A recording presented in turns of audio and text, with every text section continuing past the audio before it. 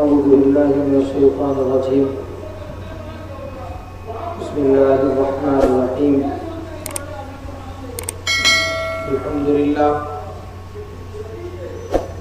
لله نحمده ونستعينه ونستغفره ونؤمن به ونتوكل عليه ونعوذ بالله من شرور أنفسنا ومن سيئات أعمالنا. من يهده الله فلا مضل له ومن يضلله فلا هادي له. ونشهد أن لا إله إلا الله وحده لا شريك له. ونشهد أن سيدنا وسندنا ونبينا ومولانا محمدا عبده ورسوله. أما بعد، قال الله تبارك وتعالى: أعوذ بالله من الشيطان الرجيم. بسم الله الرحمن الرحيم. إنا نحن نزلنا الذكر وإنا له لحافظون. صدق الله العظيم. وقال النبي صلى الله عليه وسلم: خيركم من تعلم القرآن وعلمه، او كما قال علیہ الصلوۃ والسلام. محترم بزرگوں، عزیز نوجوان ساتھیوں،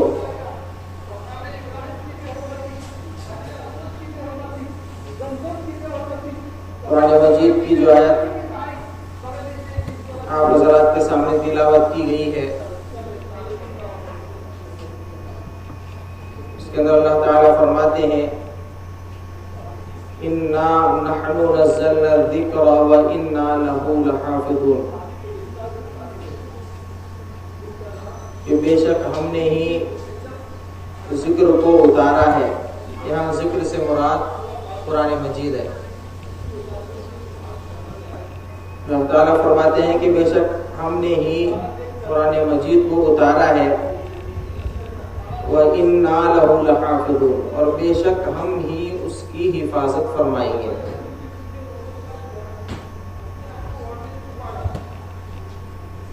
قرآن مجید کے متعلق اللہ تعالیٰ کا یہ فرمان ہے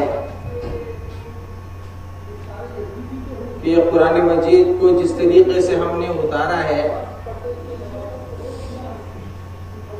ایسے ہی قیامت تک اللہ تعالیٰ اس قرآن مجید کی حفاظت بھی فرمائیں گے.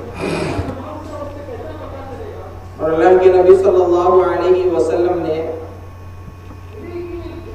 اس قرآن مجید کی عظمت کو اور اس کے وقار کو اور اس کے مرتبے کو بتاتے ہوئے ارشاد فرمایا: خیرکم، تم میں سب سے بہترین شخص وہ ہے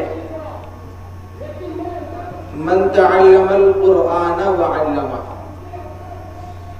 تم میں سب سے بہترین شخص وہ ہے جو قرآن کو سیکھے اور پھر اس قرآن کو دوسروں کو سکھائے.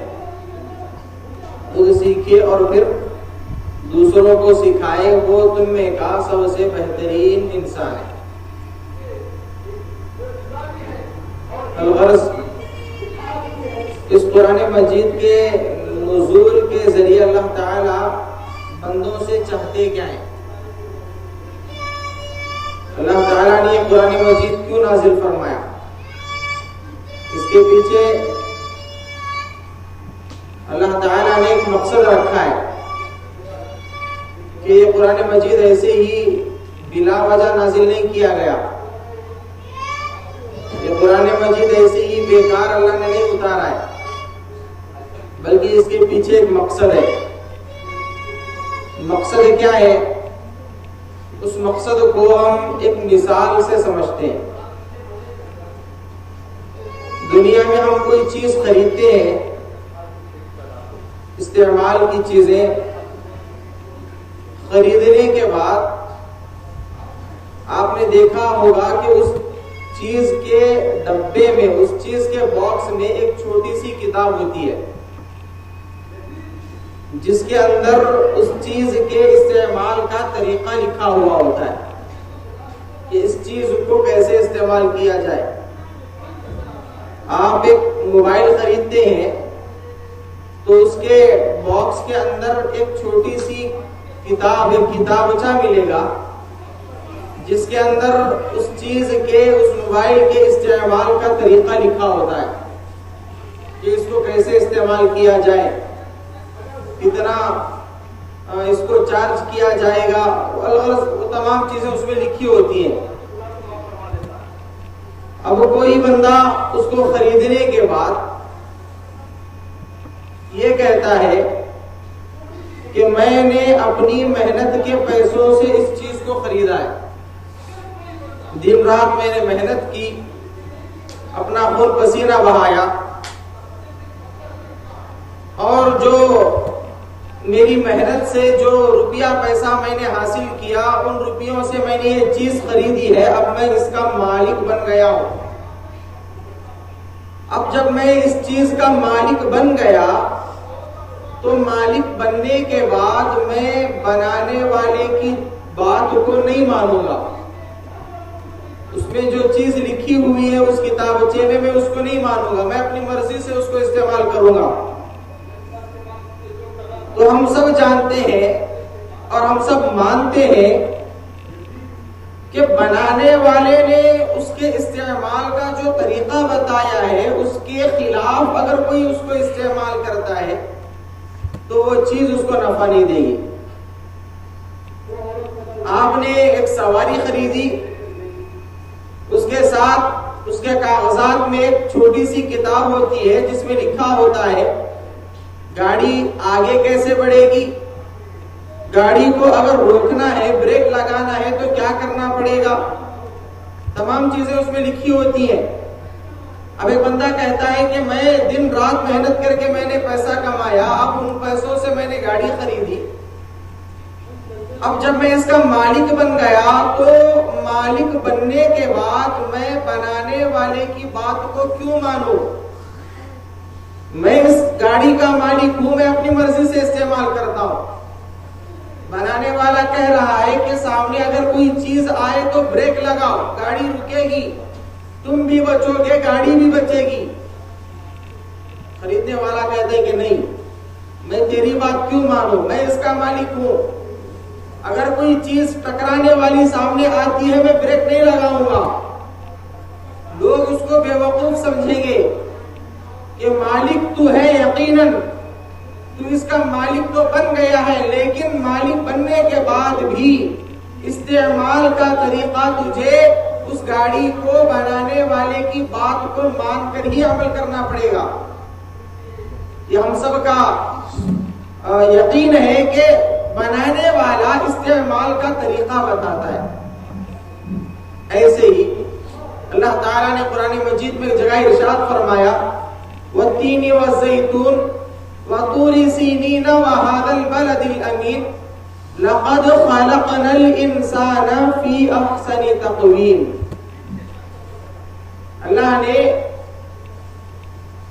قد کا صیغہ استعمال فرمایا، لَقَدْ خَلَقْنَا الْإِنسَانَ، تحقیق بلا شبہ ہم نے انسان کو بہترین سانچے میں ڈھالا ہے، بہترین انداز میں ہم نے انسان کو بنایا. اور دوسری جگہ اللہ نے فرمایا اقرأ باسم ربک الذی خلق، پڑھو اس رب کے نام سے جس نے تم کو تخلیق دی، جس نے تم کو پیدا کیا. معلوم یہ ہوا کہ ہمارا بنانے والا اللہ تعالیٰ ہے. اللہ تعالیٰ نے ہم کو بنایا، ہم کو پیدا کیا. ہم کو بنانے کے بعد، ہم کو پیدا کرنے کے بعد اس اللہ نے ہمارے اپنی ذات کے استعمال کا طریقہ بھی بتایا ہے کہ تم اپنے آپ کو، اپنے ہاتھ پیروں کو، اپنی آنکھوں کو، اپنی نگاہوں کو کیسے استعمال کرو گے.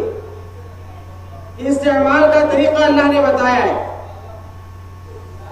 اگر میں یہ سمجھوں کہ میں اپنے جسم کا مالک ہوں، یہ ہاتھ پیر میرے ہیں، یہ نظریں میری ہیں، یہ کان میرے ہیں، یہ اعضاء میرے ہیں، اب میں بنانے والے کی بات کو کیوں مانوں، میں اپنی مرضی سے استعمال کروں گا، اللہ تعالیٰ قیامت میں پوچھیں گے، اللہ تعالیٰ قیامت میں پکڑیں گے کہ ہم نے تجھے آنکھیں دی تھی، تو نے آنکھوں کا کیا استعمال کیا؟ ہم نے تجھے کان دیے تھے، تو نے کانوں کو کہاں استعمال کیا؟ ہم نے تیرے بدن میں طاقت اور قوت دی تھی، تو نے اسے کیسے استعمال کیا؟ ہم نے تجھے دنیا کی مال و دولت دی تھی، اس کو تو نے کہاں خرچ کیا؟ یہ تمام چیزیں اللہ پوچھیں گے۔ جوانی ہم نے تجھے عطا کی تھی، وہ کہاں لگائی؟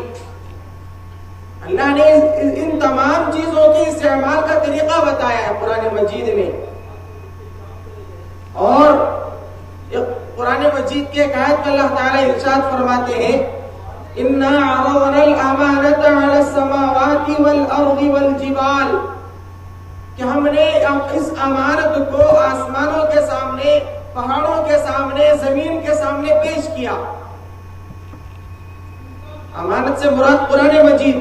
اللہ فرماتے ہیں کہ قرآن مجید کو ہم نے آسمان کے سامنے پیش کیا کہ آسمان تو اس کو قبول کر، پہاڑ تو یہ لے اس کو قبول کر، زمین تو یہ لے اس کو قبول کر۔ تو ہوا کیا؟ فَأَبَيْنَ أَن يَحْمِلْنَهَا، تو انہوں نے اس امانت کو اٹھانے سے انکار کیا۔ وَأَشْفَقْنَ مِنْهَا، اور عاجزی کرنے لگے، انکساری کرنے لگے کہ اے اللہ اتنی بڑی کتاب، اتنی بڑی امانت ہم نہیں اٹھا سکتے، ہمارے اندر طاقت نہیں ہے، اتنا عظیم کلام ہم نہیں برداشت کر سکتے۔ ڈرنے لگے، کپانے لگے کہ اتنی بڑی امانت کون اٹھائے گا، اتنا عظیم کلام کون اٹھا سکتا ہے؟ لیکن اللہ فرماتے ہیں وَحَمَلَهَا الْإِنسَانُ، آخر میں انسان نے اس کو قبول کر لیا۔ اب یہاں دیکھیں ایک سوال پیدا ہوتا ہے، قرآن مجید کو جب آپ پڑھیں گے، قرآن مجید کے اندر بہت سارے احکامات اللہ نے بیان فرمائے۔ کیا کیا احکامات اللہ نے بیان فرمایا؟ فرمایا اقیموا الصلاۃ، نماز قائم کرو، آتوا الزکاۃ، زکات ادا کرو، اتموا الحج والعمرہ، اور حج اور عمرہ کیا کرو۔ اللہ نے عبادتوں کا حکم دیا ہے۔ اور ایک جگہ فرمایا کہ تم یتیم کو کبھی نہ ستاؤ، یتیم کا مال کبھی مت ناحق طریقے سے نہ دباؤ۔ کوئی مانگنے والا آئے وَأَمَّا السَّائِلَ فَلَا تَنْهَرْ، کوئی مانگنے والا آئے اللہ کے نام پر اسے نہ دھتکارو، کسی کو غلط نام سے نہ پکارو، سود اور ناجائز مال اپنے پیٹ میں نہ ڈالو۔ یہ تمام احکامات اللہ نے قرآن مجید میں بیان فرمائے۔ اس کے علاوہ اور بہت سارے احکامات ہیں، روزے کا حکم دیا، بے شمار احکامات اللہ نے بیان فرمائے ہیں۔ اب تھوڑی دیر کے لیے ہم غور کریں کہ یہ قرآن مجید جس کے اندر یہ تمام احکامات ہیں، یہ کلام اگر آسمان قبول کر لیتا، جیسے کہ اللہ نے فرمایا اِنَّا عَرَضْنَا الْأَمَانَةَ عَلَى السَّمَاوَاتِ، ہم نے یہ قرآن مجید آسمان کے سامنے پیش کیا۔ جب اللہ نے یہ قرآن مجید آسمان کے سامنے پیش کیا، اس وقت آسمان اس امانت کو قبول کر لیتا تو وہ نماز کیسے پڑھ سکتا؟ اس لیے کہ قرآن مجید میں نماز کا حکم ہے، زکات کا حکم ہے، آسمان زکات کیسے ادا کرتا؟ حج اور عمرے کا حکم ہے تو یہ آسمان حج اور عمرہ کیسے کرتا؟ پہاڑوں کو اللہ نے یہ امانت دی، پہاڑ نے بھی انکار کیا۔ پہاڑ اگر قبول کر لیتا تو وہ کسی مانگنے والے کو نہ دھتکارنے کے حکم پر کیسے عمل کرتا؟ روزہ رکھنے کے حکم پر کیسے عمل کرتا؟ اس لیے کہ عبادت کرنے کے لیے ایک بدن کی ضرورت ہے، رکوع کرنے کے لیے ایک جسم کی ضرورت ہے، سجدہ کرنے کے لیے ایک بدن اور جسم کی ضرورت ہے۔ اب پہاڑ کے پاس، آسمان کے پاس، زمین کے پاس وہ اعضاء نہیں ہے۔ اگر وہ قرآن مجید قبول کر لیتے تو وہ نماز کیسے ادا کرتے؟ انسان کے پاس ہے، انسان ادا کر رہا ہے، انسان کو اللہ نے ہاتھ پیر دیے، وہ نماز ادا کر رہا ہے۔ اللہ نے انسان کو مال و دولت دی، ایک جگہ سے دوسری جگہ آنے جانے کی اللہ نے اس کے اندر صلاحیت رکھی، وہ جا رہا ہے، حج اور عمرہ کر رہا ہے۔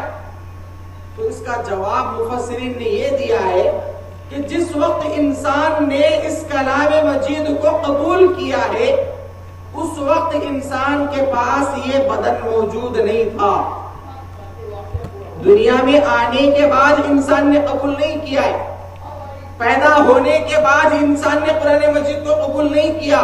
مفسرین فرماتے ہیں کہ انسان نے جب قرآن مجید کو قبول کیا اس وقت وہ عالم ارواح میں تھا، دنیا میں نہیں تھا، عالم ارواح میں موجود تھا، صرف روح انسان کی وہاں موجود تھی۔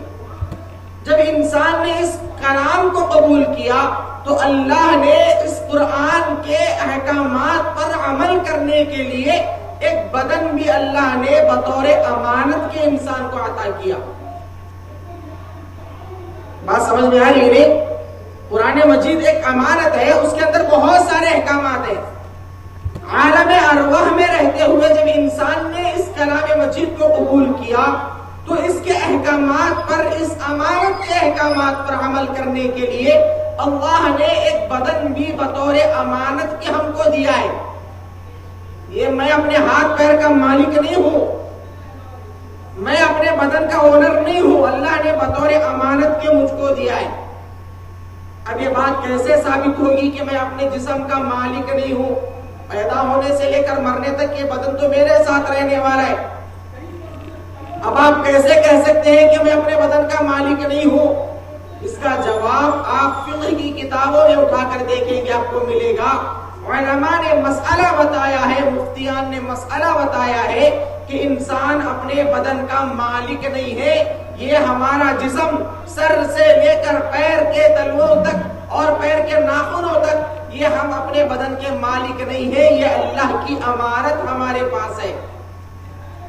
اور آپ کو معلوم ہے کہ میں اپنی کوئی چیز آپ کے پاس امانت کے طور پر رکھوں، یا آپ اپنی کوئی چیز میرے پاس امانت کے طور پر رکھیں کہ میں تھوڑا 10 دن کے لیے 12 دن کے لیے گاؤں جا رہا ہوں، آپ میری سواری اپنے پاس رکھیں، میری گاڑی اپنے پاس رکھیں، میں جب آؤں گا آپ کے پاس سے واپس لے لوں گا، امانت کے طور پر آپ رکھ کر گئے۔ تو اب مسئلہ کیا ہے کہ وہ چیز جو امانت کے طور پر میرے پاس رکھی ہوئی ہے، کیا میں اس کو بیچ سکتا ہوں؟ اگر میں بیچوں گا آپ آ کر مجھے پکڑیں گے کہ بھئی آپ نے میری گاڑی کے ساتھ کیا کیا، آپ نے تو بیچ دیا، آپ مالک نہیں تھے، کیسے بیچ دیے؟ ایسے ہی میں اپنے بدن کا مالک نہیں ہوں۔ یہاں سے ایک مسئلہ علماء نے بتایا کہ آدمی اپنے بدن کے کسی بھی عضو کو بیچ نہیں سکتا، بیچنے کی اجازت نہیں۔ کوئی آدمی اپنی کڈنی نکال کر کسی کو بیچ دے، حرام ہے، کیونکہ وہ اس کا مالک ہی نہیں ہے۔ کوئی آدمی اپنی آنکھ نکال کر بیچے پیسوں کے لیے، اس کی اجازت نہیں ہے، حرام ہے۔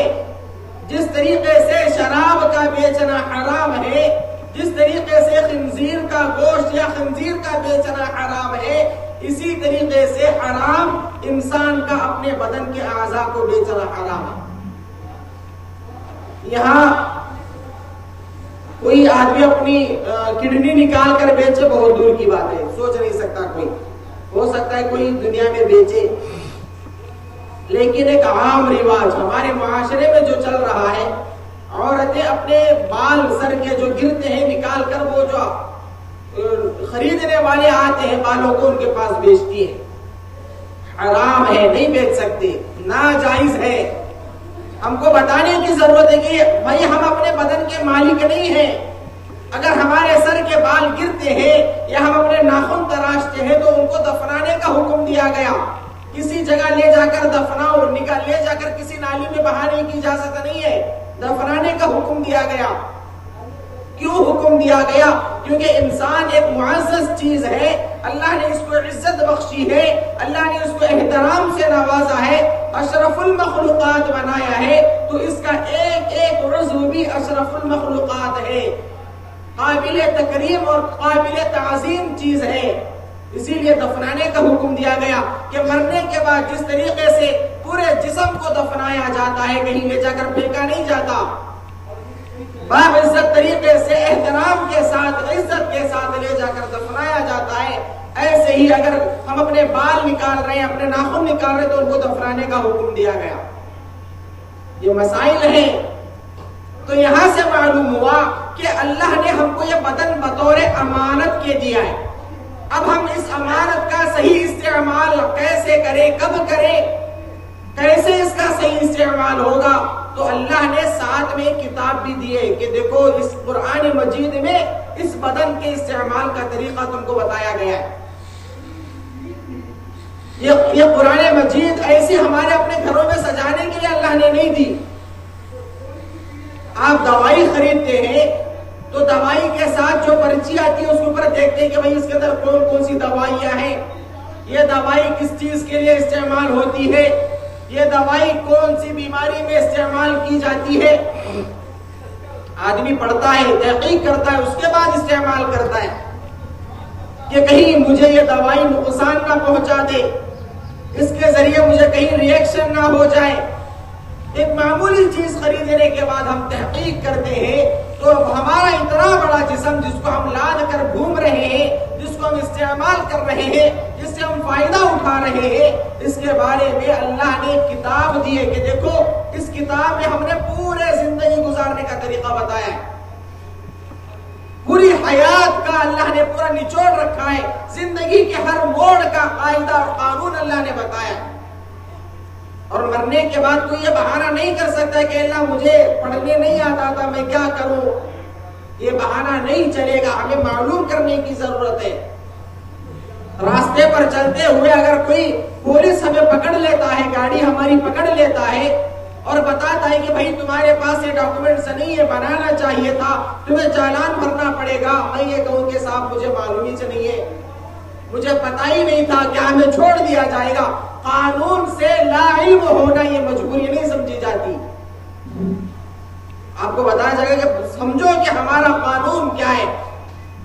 اگر آپ راستے پر گاڑی چلا رہے ہیں تو آپ کو پہلے ٹریفک رول سمجھنا ہوگا. آپ یہ نہیں کہہ سکتے کہ مجھے معلوم نہیں تھا، آپ کو معاف نہیں کیا جائے گا. ایسے ہی مرنے کے بعد میں اگر چاہ کر کہوں کہ اللہ مجھے معلوم نہیں تھا، معافی کے قابل نہیں ہے.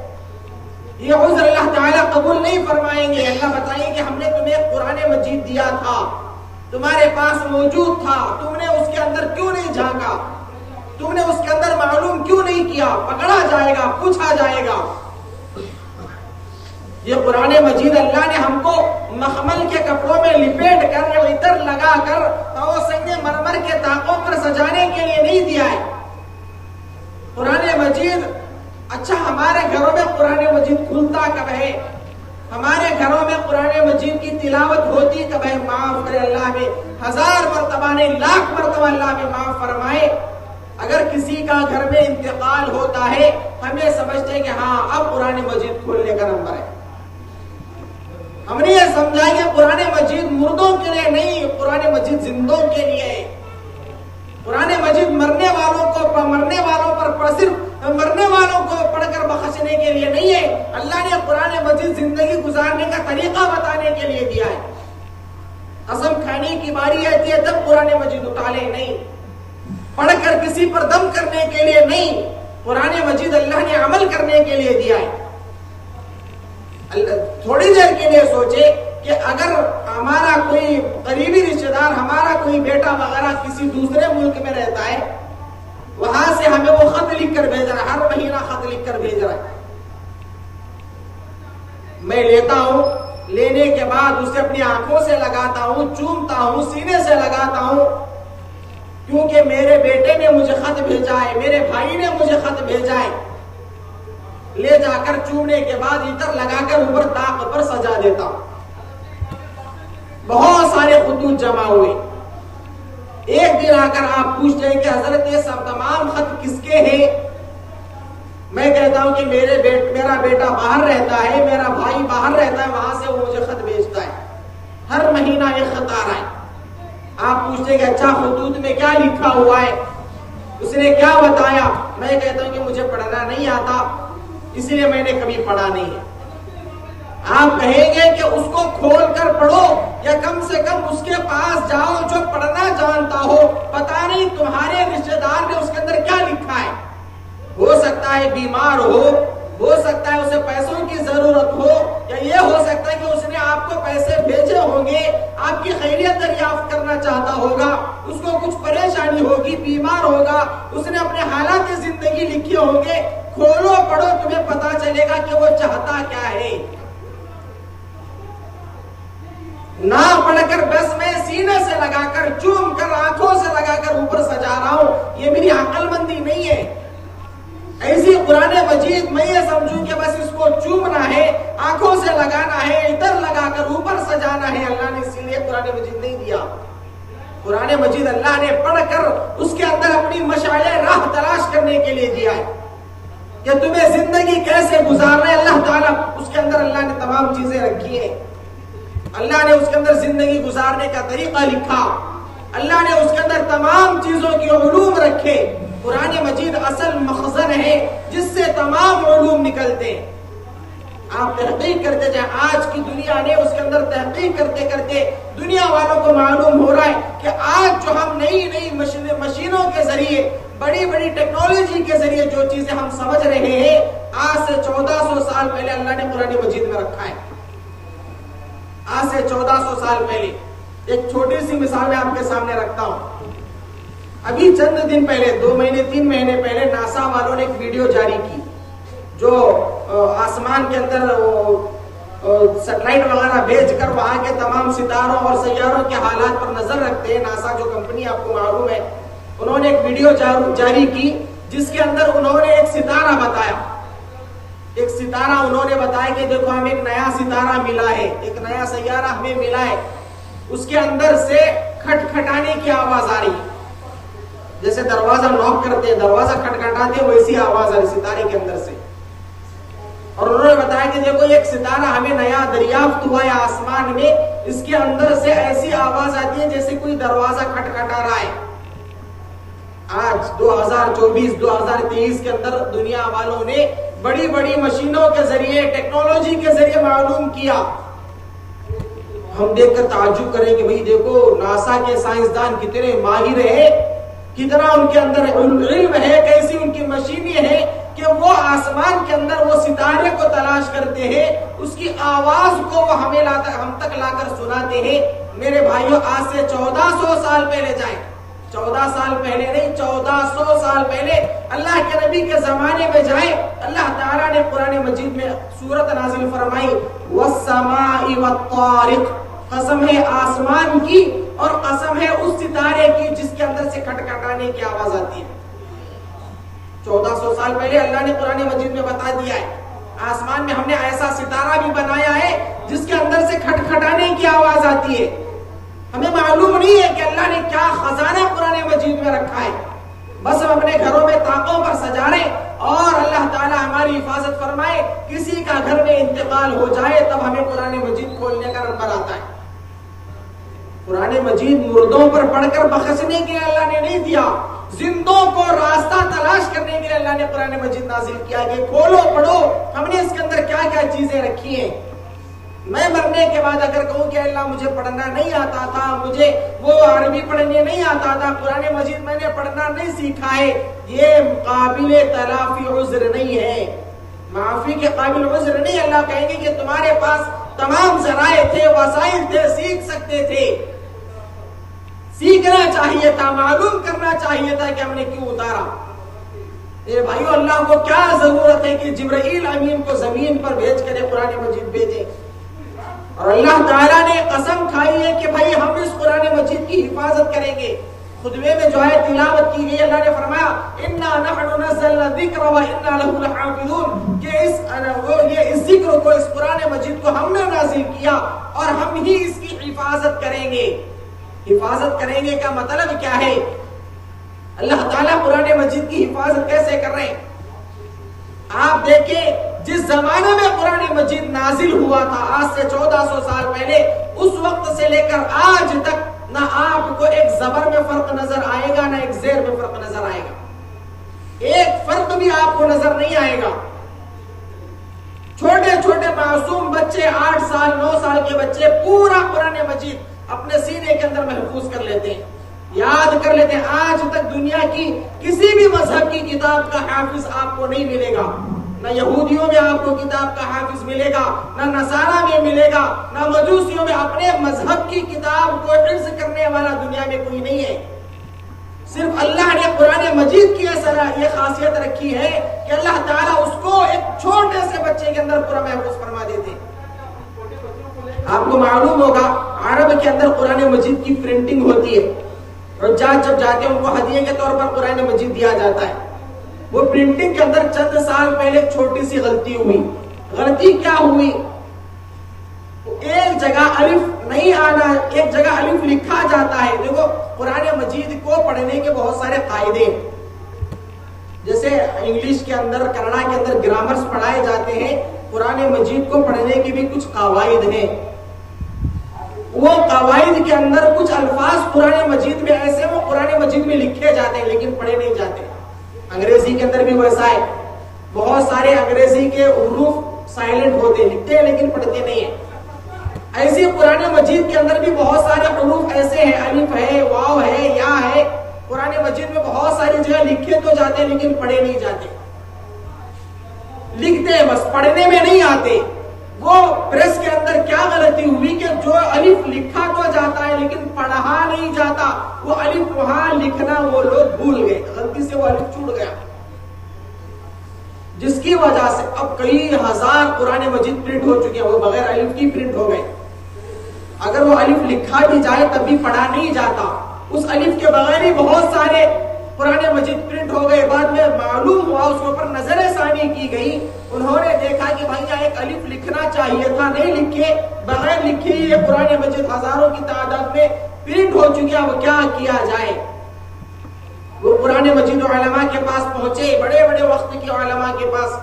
علماء کی جماعت بیٹھی، ان کے سامنے رکھا گیا کہ بھائی دیکھو یہ قرآن مجید ہے، شروع سے لے کر آخر تک ایک زبر زیر کی بھی غلطی نہیں ہے، بس ایک الف چھوٹا ہے جو پڑھا بھی نہیں جاتا. اب کیا کیا جائے؟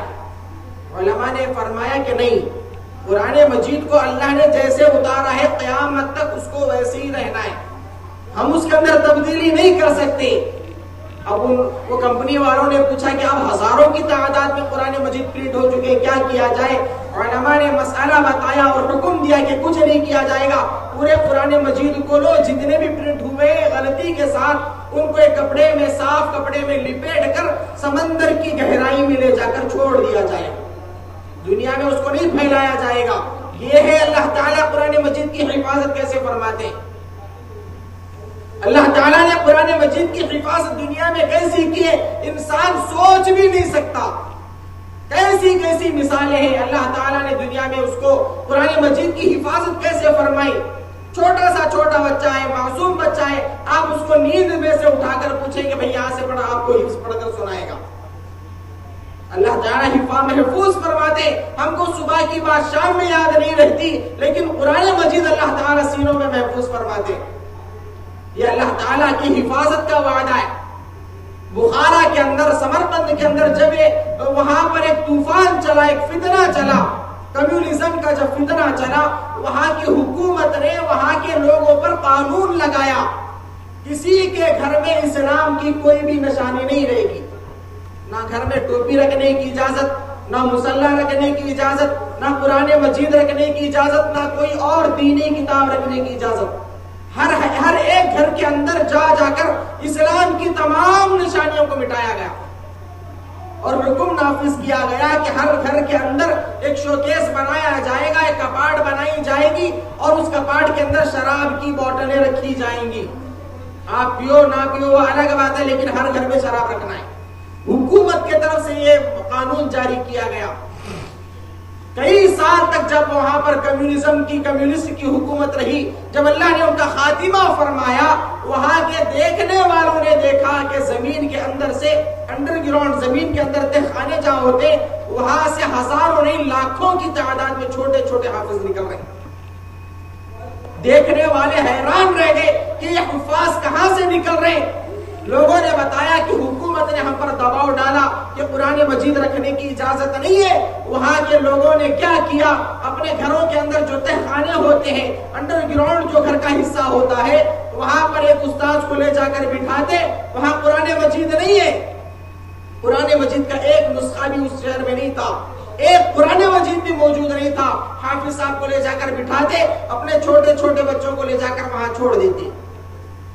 حافظ صاحب وہاں بیٹھ کر بچوں کو پڑھا رہے، حفظ پڑھا رہے، الحمدللہ رب العالمین، زبانی سنا رہے، بچہ پڑھ رہا ہے الحمدللہ رب العالمین.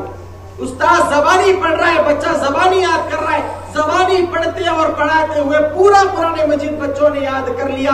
اور وہاں کی حالت کیا تھی؟ بچے کو قرآن مجید دکھایا جاتا کہ بیٹا یہاں سے پڑھ.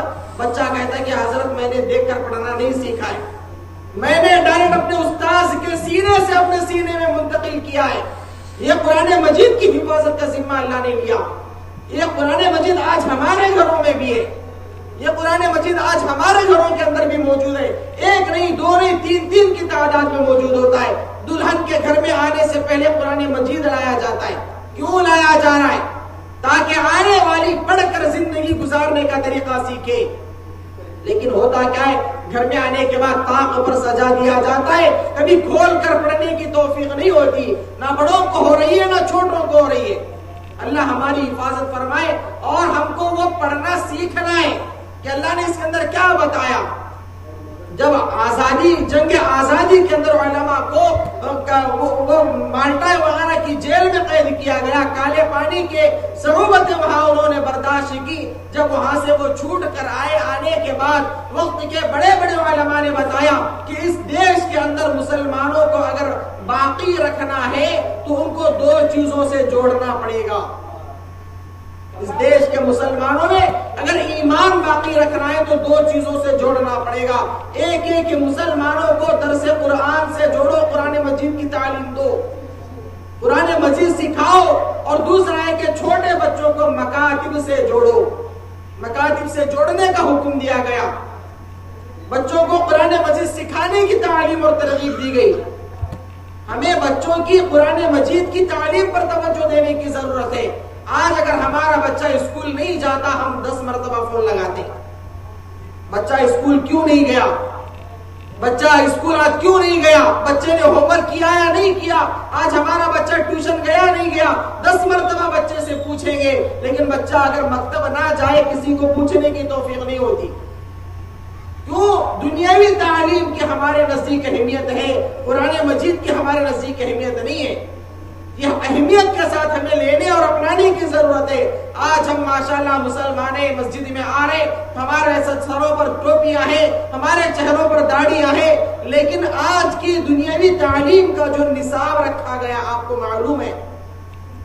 اسکولز کے اندر جو سلیبس بنایا گیا, اکابر علماء بتا رہے اور فرما رہے, توجہ دلا رہے, لوگوں کو ہوش میں لا رہے کہ بھائی اپنے بچوں کے ایمان کی طرف, ان کے یقین کی طرف ان کی خاص توجہ کرو, ورنہ آج سے 15-20 سال کے بعد خود ہمارے بچے ہمارے اسلام کی مخالفت کرتے ہوئے نظر آئیں گے. یہ دنیا میں ماحول بنایا جا رہا ہے. ہمیں اپنے بچوں کے دین کی اور ان کے ایمان کی حفاظت کرنے کی ضرورت ہے. اللہ تعالیٰ سے دعا کریں کہ اللہ تعالیٰ ہم تمام کو کئی سی باتوں پر عمل کرنے کی توفیق نصیب فرمائے. وآخر دعوانا ان الحمد للہ رب العالمین.